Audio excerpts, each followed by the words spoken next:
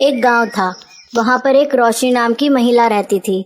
वह बहुत ही गरीब थी और अपना घर चलाने के लिए वह वड़ा पाव बेचा करती थी। लेकिन रोशनी स्वभाव से बड़ी ही लड़ने झगड़ने वाली औरत थी। वह जब तक किसी से लड़ ना ले उसे रात में नींद नहीं आया करती थी। वह जहां पर वड़ा पाव का ठेला लगाया करती थी वहां रोज किसी ना किसी से लड़ाई करती रहती थी। एक दिन गांव का सरपंच आता है और कहता है, आज से यहाँ पर ठेला मत लगाना, कई लोगों ने तुम्हारी शिकायत की है।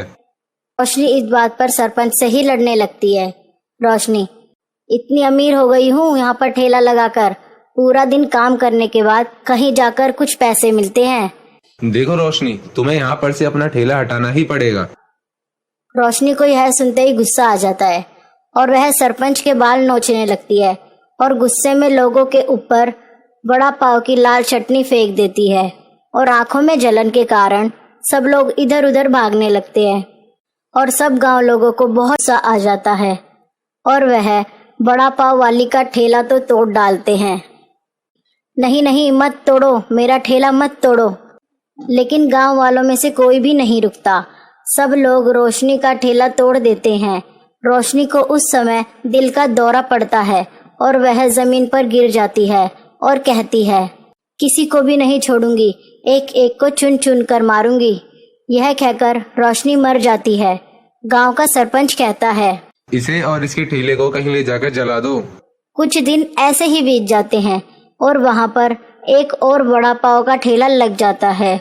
दो आदमी ठेले के आगे खड़े हो जाते हैं और कहते हैं, अरे भाई, कहीं रोशनी वापस तो नहीं आ गई? अरे नहीं भाई, रोशनी तो बहुत पहले ही मर चुकी है। अरे कोई है, ये ठेला किसका है? एक औरत आती है और कहती है, यह ठेला मेरा है और मेरा नाम गुड़िया है और मैं पास ही में रहती हूँ। अरे बहन जी, एक वड़ा पाव तो लगा दीजिए। क्यों राकेश, तू नहीं खाएगा क्या? अरे बहन जी, 2 वड़ा पाव देना।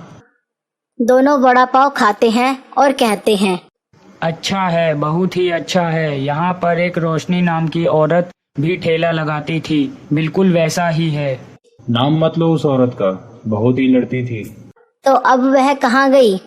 सब गांव वालों ने उसका ठेला तोड़ दिया और वह दिल के दौरे से मर गई।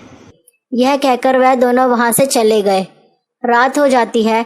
राकेश और मुकेश घर ही जा रहे थे और अचानक कहीं से उन्हें पायल की आवाज आती है और मुकेश कहता है, कौन है, कौन है, सामने आओ।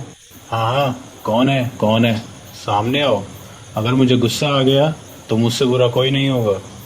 तभी रोशनी उनके सामने आती है और कहती है, तुम्हें क्या लगा कि मुझे पता नहीं चलेगा कि तुम मेरे बारे में क्या बात कर रहे थे? यह कहकर रोशनी एक बहुत ही भयानक चुड़ैल में बदल जाती है। ये तो वड़ा पाव वाली है जो मर गई थी। भाग मुकेश, जान बचाकर भाग।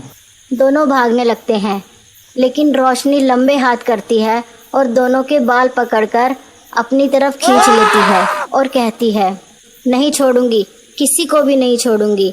यह कहकर वह दोनों को लेकर उड़ जाती है और अगले दिन गांव में सबको पता चलता है कि राकेश और मुकेश दोनों गायब हो गए हैं। और ऐसे ही हर रात गांव के बहुत से लोग गायब होने लगे। गांव का सरपंच इस बात को लेकर सोच ही रहा था कि सब लोग कहाँ जा रहे हैं। तभी एक आदमी कहता है, सरपंच जी, आपको पता है गांव में एक और वड़ा पाव वाली आई है और जब से वह आई है तब से गांव के लोग गायब हो रहे हैं।